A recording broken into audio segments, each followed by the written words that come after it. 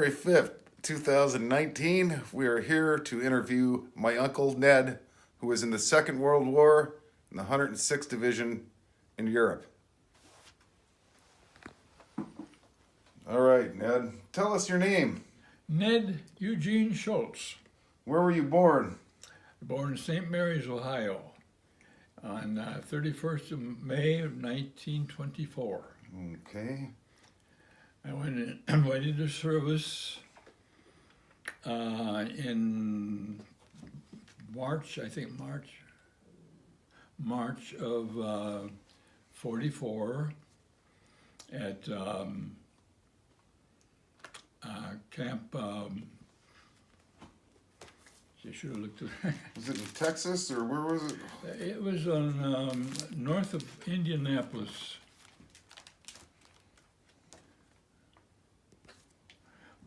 Camp Walters? Which one was it? Well, it was Fort Benjamin Harrison, Indiana. That's where I went in on the 23rd of March, 1944. And we left there a few days later, went to Texas, and ended up in Camp Walters, Texas, Yeah. which was close to Mineral Wells, Texas, home of crazy water crystals. Yeah.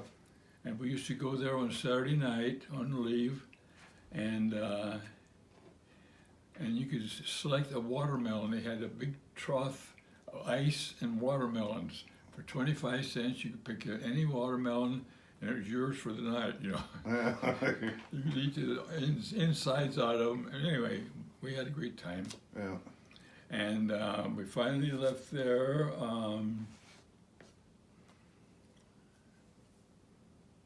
August of August of 44, sent to Fort George Meade, Maryland for assignment. And there I was assigned to the 106th Division at Camp Atterbury, Indiana, September 1944. 1st Platoon, Company L, 422nd Infantry Battalion, 106th Division, 1st Army. My serial number was 35 24 83 21. And my POW number was 317155. I have pictures of all that stuff. And we were in October 44, we were sent to Camp Miles Standish, Massachusetts.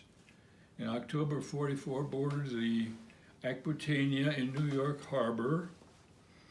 And October 19th, 1944, sailed to Scotland, where we trained south through England to Plymouth, England, then to Stoke-on-the-Wold, England, and we stayed there until the November 1944 on the 30th, and we sailed from Southampton to England to Le Havre, France. Arrived in France on December 1st, 44, bivouacked east of Le Havre till a remainder of a division caught up.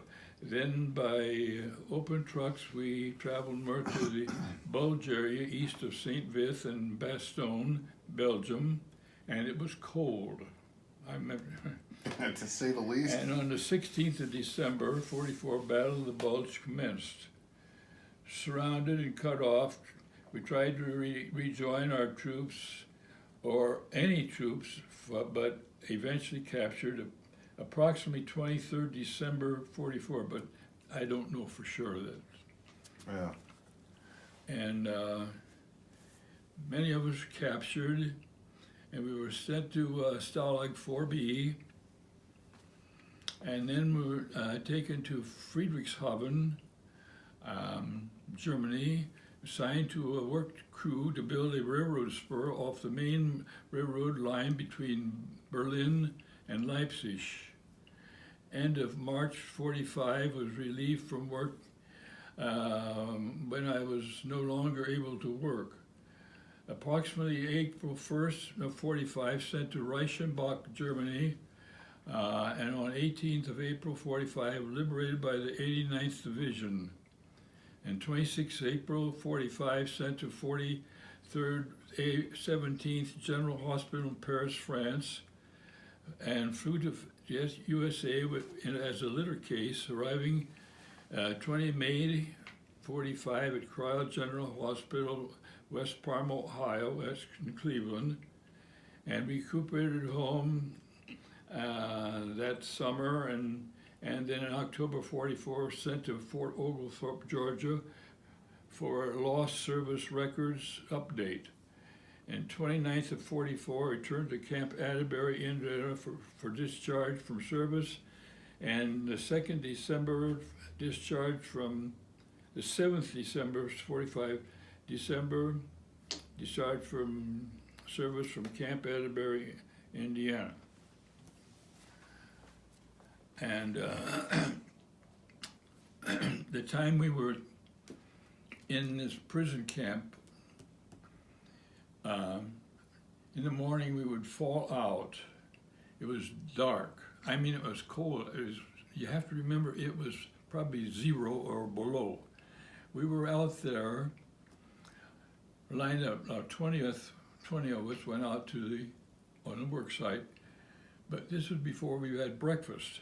We went out. How long does it take to count off 20 men? You know, a minute? Yeah. Believe me, 15, 20 minutes. Harassment. We had 2 guards out there. We lined up, 5, 10, 20. One come up with 19. No. The other guy stand there. 24. Oh, no.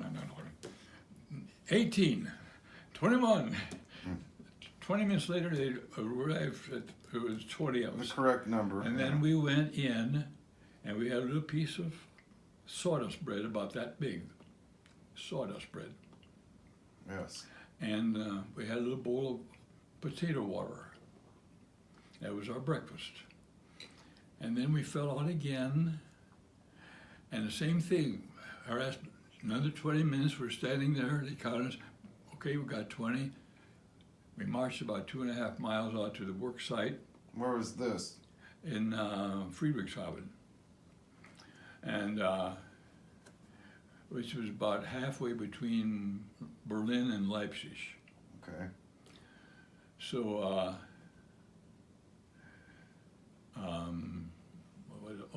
okay, then we worked on this damn railroad, and at noon we'd break and we'd have our noon meal, which is a cup of hot mint tea.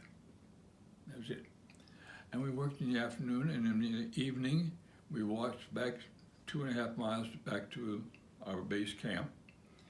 Another 15, 20 minutes to make sure we're there. And it's cold, and we're tired, we're hungry, and we're Anyway, another 20 minutes, we were finally, okay, we went in and got another piece of sawdust bread and a bowl of potato water. And that was it for the day. Then you could sleep if you wanted to, and we usually did because it was too cold. We just crawled into bed with our clothes on and everything on. We never took our boots or off. We didn't take any of our clothes off for about 5 months. Yeah. All of my teeth were loose, and I chewed on a comb to kind of keep them healthy as much as I could. So finally the day that I couldn't work anymore, I was fine. I was with a group going in, and we had some stragglers in the back that have kind of cashed out during the day, and they were in a special group, and we were getting too far ahead, so they had us to stop while they caught up. And they said, okay, let's go. And at that point, I couldn't move. I couldn't move my feet. I was paralyzed. You just physically couldn't do it. I physically could not move my feet. Yes. I was just standing there, balancing. And they thought I was kidding. And I said, come on, Schultz, let's go. I said, I can't move. So they actually took me and dragged me 2.5 miles. Somewhere along the line, I passed out. And they dragged me for the rest of the way, and they helped me stand up for the 20-minute count. Yeah. And then we went in, we got our little meal. That was the last day I had to work. So then the next day they cut our rations in half because we didn't work. So instead of getting we got just one instead of two.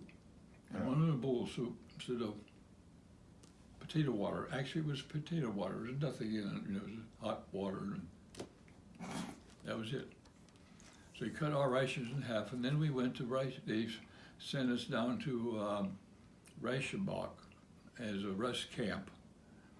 We didn't have to do anything there, but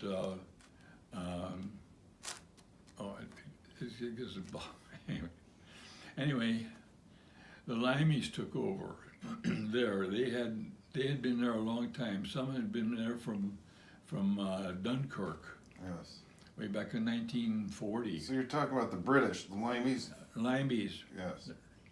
Limeys. Yes.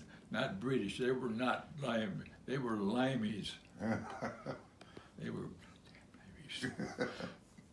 Anyway, they had taken charge of the food there. They'd been there long enough. They could go out as into town, and they had jobs in a bakery or a store or something where they had food, and they would bring food back for them, but not for us. Okay.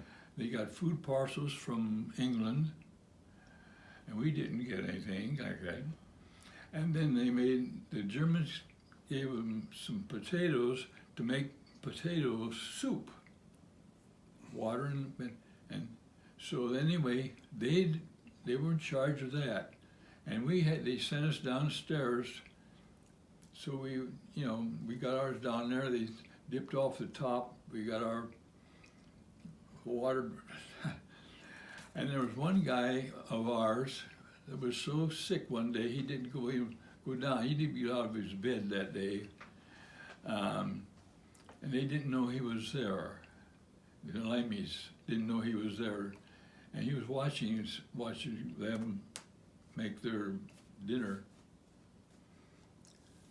So we got our food, off the top, the water, and went downstairs and sipped that off. And then they went down, they had theirs, and they dipped down to the bottom, and they were getting all the Potatoes and good stuff out of you. And this guy, one of our guys, was there on his bunk watching this. And when he saw this, what they were doing, he jumped out of bed and he gave them what for? And he cursed a blue streak, and he came over to us and said, come up here, let's see what these son of bitches are doing on door. And we went up there, and they were all sitting there with their potatoes and their, and they had their stuff from their other parcels that were sent to them from home. They were having a meal. They were getting fat on this stuff, and we were dying on the vine. Yeah. So the day that after that it changed. And then we finally got liberated, and on about that, I think it was about the 19th of May or something of April. I got it someplace here. Anyway, one afternoon, we heard some small iron fire, machine gun back and forth about 100 yards away from our building. And we waited, the Americans must be coming in, And so I says, Ned, I think I should go to bed tonight early because I think tomorrow morning it's going to be one big day here. and I want to be ready for it. So I went to bed early. They didn't wait till morning. They were in the midnight, and everything came in at midnight. We talked to the guys later. He said, yeah, we had instructions, midnight, throw everything into that town, because we figured it was an open town. We were going through, and we met at resistance, and they decided that they were going in. They hadn't had much combat, they were fairly new. They were going to go in, and they were going to have fun. Just throw everything you have in there. Just flop it in. Yeah. They had no idea that the prisoners were there. No. Correct. In fact, a couple of days later, they moved a big gun. We talked to the guys. They had one of the big guns, the 240 millimeters, big ones. And they said, we were back 20 miles. And they got one of these big gas tanks, natural gas tanks, on fire, and the flames were shooting sky high with all of everything. And we were 2 blocks from that building, from that thing. And he said, we had instructions 20 miles back, if we could see those flames, zero in on them, and you'd be right at the target. Well, but we were 2 blocks from that target. Yeah, and that's all too night long, close. this stuff was coming in and blowing up all over the place, But we got through it. But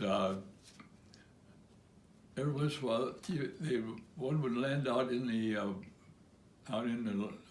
yard outside, and we got the splatter, the dirt, and all the shrapnel on the building. It sounded like it was You could hear it all over the building. yeah, hitting the building. And Now this is from the advancing American Army that we're talking yes, about. the 89th Division. 89th Division. Yeah, they were headed east. Okay. In fact, we talked to the day that we were liberated. I said, I'm going out and see if I can find some food. I don't know where I'm going to go for food, but I'm going to find some food someplace. So I walked down the street. Here comes the 89th Division going east. And I goes out in the middle of the road in front of them, and I was waving my hands like this. And they stopped. The whole division stopped, about 3 miles of it just stopped. And this guy, a sergeant, jumped out. He says, what's going on? And I says, got any food? As a matter of fact, I got a Christmas package from my mom just yesterday. This was in April 19th. Just got a Christmas package from my mom yesterday, and I haven't had it opened it up yet. He says, if there's any socks in it, I ordered some socks. And if there's any socks in it, I'll have them. And he opened up on the fender of this 2.5-ton truck. Oh. And he found his socks on top. He put those away, and he was leafing through it. He says, this looks like candy and cookies and stuff like that. And there was a can of Prince Albert tobacco in there. And he was going to take that, put it in his pocket. And I says, do you need that? He says, no. He threw it back in. So he got his socks for Christmas. Oh. I got all the rest of it. Yeah. Now I was on the wrong side of the street because I had to wait for all this 89th Division. There's a whole column. Just single column, it was a small road, narrow road.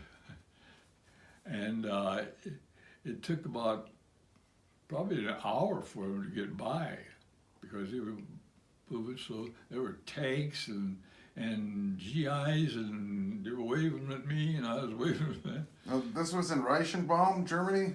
This was in Reichenbach, where that picture of the... Yeah, right here. Right here. Okay, we'll get to this stuff later, but yeah. Yeah. In fact, there's some shrapnel in there, and I picked it up off of this step when we came out here. This place was just full of shrapnel. I mean, it was just tons Everywhere. of it. Anyway, there was a friend of mine. All I remember, his name was, I think it was Willie, Jimmy. He was from Tennessee, Yeah. and he had his pipe. He told me one time his tobacco was Prince Albert. He always had his pipe with him from the end. When he was a POW, he carried his pipe with him. But he had no tobacco. Every once in a while you see him sitting around with this pipe in his mouth, just kind of dreaming, you know. Yeah. Pipe dreaming. And so, when I saw that Prince Albert, I thought of Jimmy. So I finally got back and I looked up Jimmy. I said, "Hey, Jimmy, you still have your pipe?" He says, "Yeah, and someday I'm going to fire that up." And I says, "With this?" And I offered him this, and his guy's got about that big. Yeah. And he said, "Where'd you get that?" I said, "That's your brand, isn't it?" He said, "Yeah." I said, "Well, enjoy it." So I don't know where he got a match so quick because nobody had matches, but he had a match. And I turned around and walked away, and I looked back, and there was this blue cloud. Yeah. So then I got some shrapnel from little souvenir things, you know. And later on, they took us back they put us on 2.5-ton trucks and delivered us back to a hospital. And we walked in and we had all the original clothes on we put on back in December or maybe in November.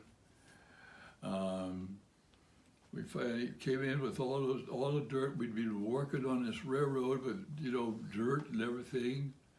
And they had our patches, red marks painted on us, you know, target marks and everything. Yeah. And sergeant at the desk, he looked at us and he says, "Take those damn things off, keep your boots, throw everything in a pile over there, we're going to burn it." Yeah. Showers are in there. Take as much time as you need. There's plenty of hot water, there's soap, there's shaving equipment. I had a red beard by that time. Yeah. And so I went in and I stood there under that shower, that hot water. I don't know how long. I just stood there, just let it. Yeah. And then I got the soap and, you know, washed my hair and everything and took a good shower and shaved. And they issued us new clothes. And that night I slept on an army cot under a tent. It was warm in there. They had little stoves on each end. And I slept under sheets with a pillowcase and everything. And slept like a baby. The next day we went after breakfast. They took us up to Paris. So I was in Paris.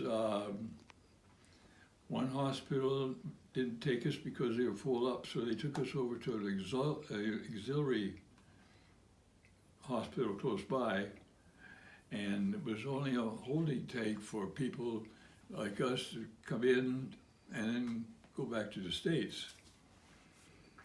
So the sergeant, we went in there and he says, "You guys will be here about 3 to 4 days for processing, then back to the States." And Ned said, "Ned, you should see Paris now that you're in Paris. You'll probably never get the chance to see it again." So the next day I got an out pass for the day. I had a nice breakfast down there. I took something for lunch and I walked Paris. And I made sure I got back before dinner.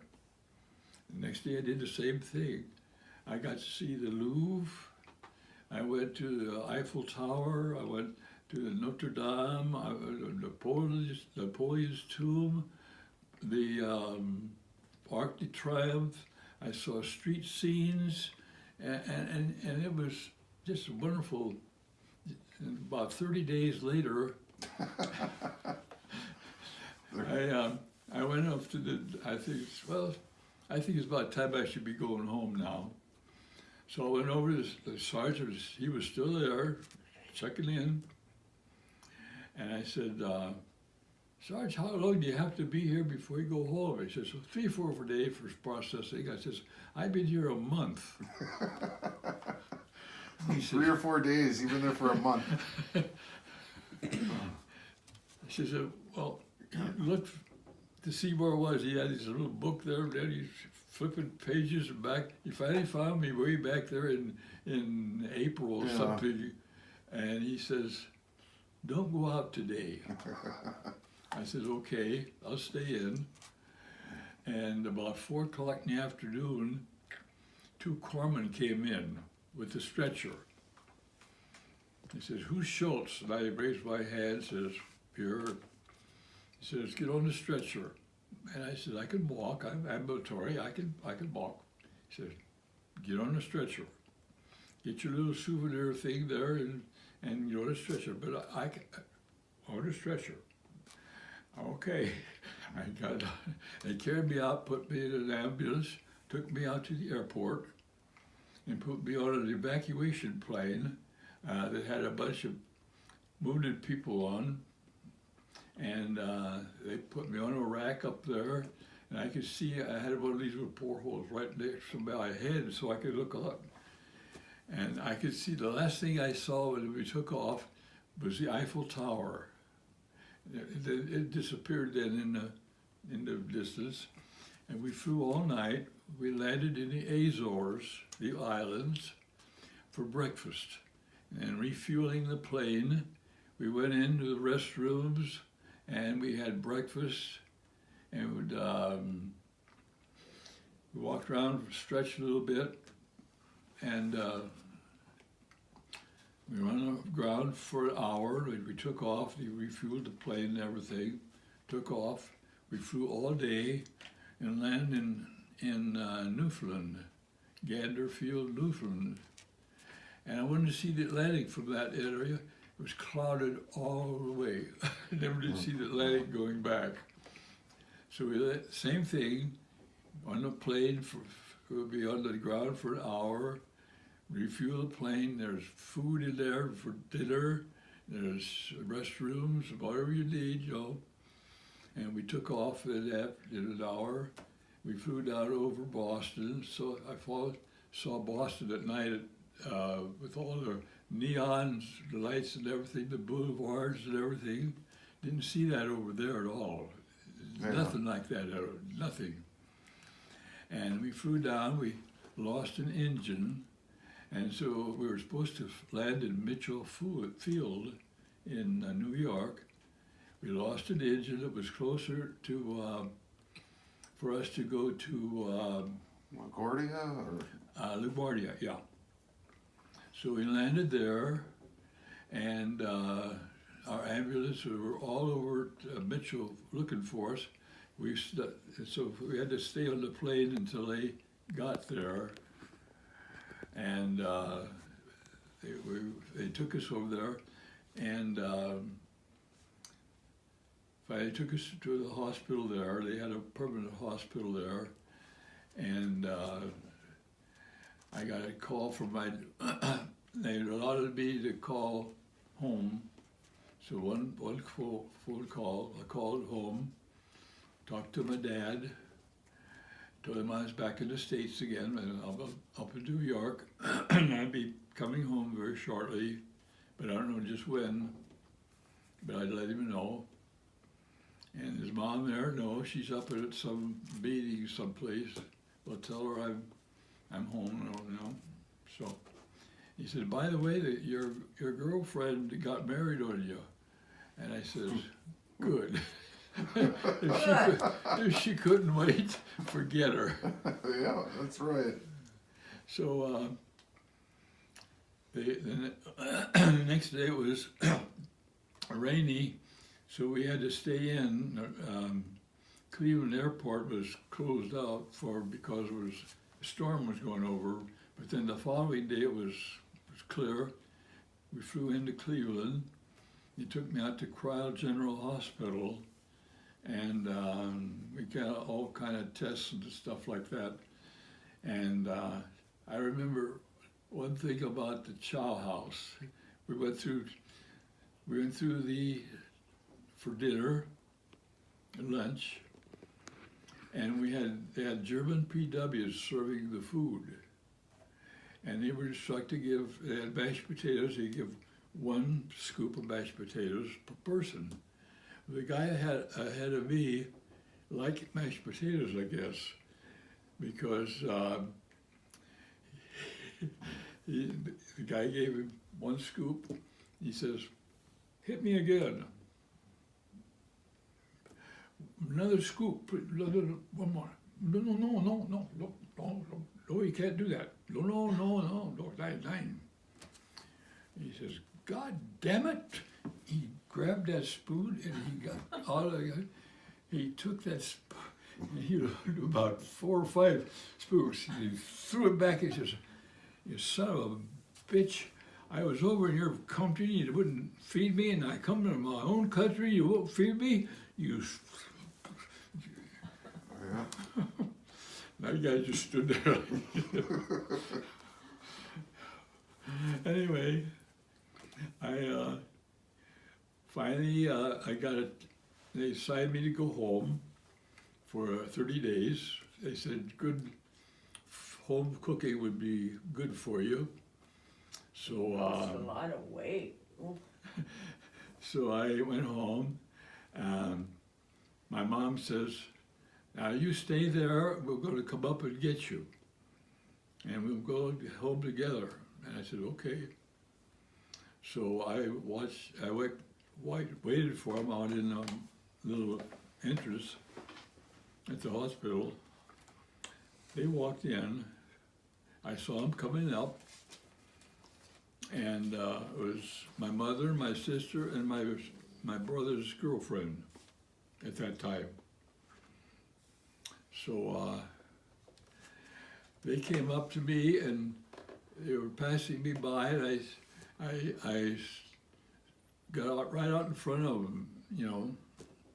They walked right by me. I says, "Mom?" She stopped. She says, Ned? she looks around. She looks at me and she says, "Ned?" I says, "Yeah, your son Ned, that's me." "I didn't recognize you." I don't know, what, she didn't recognize me. Why, I don't know. How much weight do you think you lost when you were a prisoner? Did you lose Well, I was quite a bit? I had lost a lot of weight on there, yeah. But I picked it up in Paris, you know. Yeah. I was eating. Started piling it I back was on? eating good food, you know. Yeah. And I was getting a little puffy, you know. Maybe that was it, I don't know. But I figured it's better to get a little puffy than to work it off, you know. Sure. And get some strength going again, Yeah. which I did. And so anyway, we went home, and then for 30 days I went back. Keep it going. They went back and forth. I spent most of the summer at home, and then in October, I was supposed to report to Fort Oglethorpe, Georgia, for our records were lost, and bring those up to date. There's one set of records that stays in Washington, and one goes with the serviceman. Yeah. That one was lost over there in the bulge. Yeah. So they had to bring this one up to date. So did that. I asked you about about something, they wouldn't allow it. But on the line one night, I was the captain's runner, Captain Spadola. I was the runner, his runner. If he needed something, message back, you know, I'd run the back and do whatever. So I was always with the captain. And one night he says, Ned, I want to make you a corporal. But under the circumstances, I don't have the stripes, I don't have a paperwork, I don't have anything. And he said, but you're a corporal. Thank you, sir. Now, Corporal Schultz, your first command is go back and have Christensen come up. I want to talk to him, and you stay back there. So I dropped back, and Christensen, Spadola wants to see you up front. I stayed back there, and he got up there, and about immediately the flares went up. Somebody tripped, the flares went up, it was like daylight. I mean, it was the middle of the night, but it was just like daylight.